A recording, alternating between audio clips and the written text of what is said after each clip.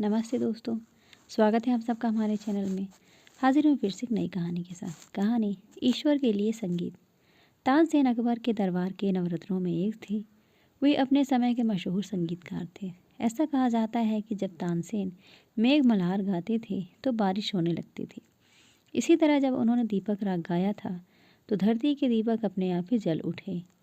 एक दिन अकबर ने तानसेन से कहा, मैं तो उस संगीतकार का संगीत सुनना चाहता हूँ जिसने तुम्हें संगीत सिखाया है। इस पर तानसेन ने कहा, महाराज, मेरे गुरु तो स्वामी हरिदास है।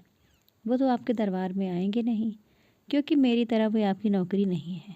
वे जंगल में एक झोपड़ी में रहते हैं। जब उन्हें अच्छा महसूस होता है तो वह गाते हैं, और जब अच्छा महसूस नहीं होता तो नहीं गाते। बादशाह अकबर ने कहा, अगर वे यहाँ नहीं आ सकते तो हम उनकी झलक देखना चाहेंगे।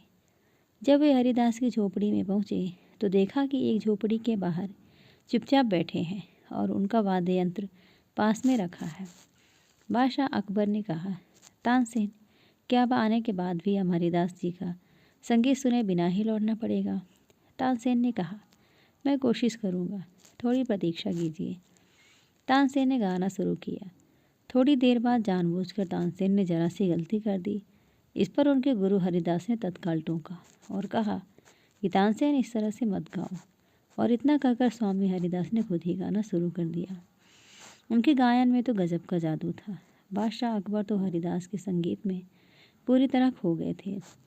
उनकी एकाग्रता तभी टूटी जब हरिदास ने गाना बंद कर दिया। इसके बाद अकबर महल के लिए रवाना हो गए, लेकिन हरिदास का संगीत उनके कानों में गूंज रहा था। रात को अकबर ने तानसेन से कहा, तुम वाकई बहुत सुंदर गाते हो।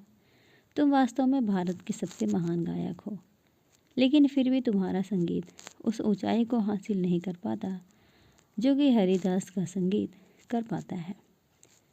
तानसेन ने हाथ जोड़कर कहा, महाराज, गुरु हरिदास जी और मेरे बीच एक बहुत बड़ा सा फ़र्क है कि मैं अपने राजा के लिए गाता हूँ, जबकि गुरु हरिदास जी तो केवल ईश्वर के लिए गाते हैं। वे दरबार के एक संगीतकार से तो बहुत बड़े और आगे हैं। तानसेन का जवाब सुनकर बादशाह अकबर मौन थे। वे अपने आप से कह रहे थे, जो ईश्वर के लिए गाता है उसकी आवाज़ में दैवी मधुरता तो अपने आप ही आ जाती है। दोस्ती कहानी आपको कैसी लगी ज़रूर बताइएगा।